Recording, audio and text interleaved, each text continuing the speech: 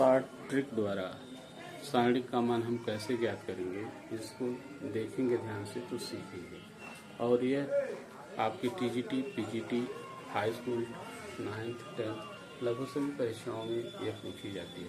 अगर इसको आप सीख लेते हैं तो सारणी को आप मान ज्ञात करना बहुत आसानी से ज्ञात कर सकते हैं। सारणी का मान आप बहुत आसानी से ज्ञात कर सकते हैं। जैसे एग्जाम्पल द्वारा हम आपको सिखा रहे हैं, आगामी में से त्रिभुजों का क्षेत्रफल हम कैसे ज्ञात करते हैं वो भी बताएंगे। जैसे कोई एक सारणी है 3, 5, 4, 1, 2, -1, 2, 1, 7।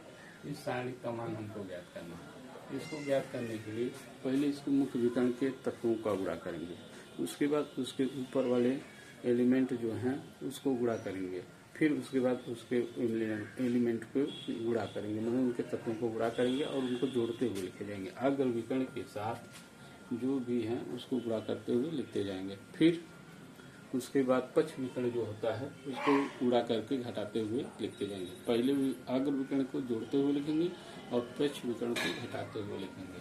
ध्यान से देखिए, जैसे अग्र विकर्ण यह है, इसका आपस में हम गुणा कर रहे हैं, 3 दूनी 6, 7 42। फिर दूसरा यह गुणा करेंगे, क्योंकि यहाँ एक कम है तो इसलिए यह 2 लेंगे, तो 5 का नम 5 -10 जोड़ के लिखते हैं, क्योंकि माइनस आ गया इसलिए माइनस होगा। फिर यह 4 बचा, उस 4 के साथ 2 चाहिए तो यह 2 लेंगे, तो 4 का नम 4 +4 लिखेंगे। फिर माइनस करके इसके पक्ष विकर्ण को यह लेंगे, इसका गुणा करके लिखेंगे, 4 दूनी 8 दूनी 16 -16 होगा।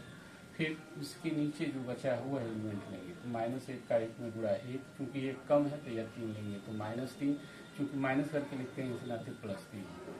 फिर यह 7 अकेला है, इसके साथ 2 तत्व और चाहिए तो यह दोनों हम लेंगे, तो -7 लिखेंगे। यह 7 का गुणा इसमें 7 × 35, 35, क्योंकि माइनस करके लिखते हैं इसलिए -35। अब इसको हम हल कर लेंगे, आसानी से सारणी का मान ज्ञात हो जाएगा। 42 में से 35 घटाए 7, 10 में से 4 गया तो -6, 13 में से 3 गया -13, और उस 13, 6, 19 में से 7 गया तो -12। इस तरह से हम सारणी का मान आसानी से ज्ञात कर सकते हैं।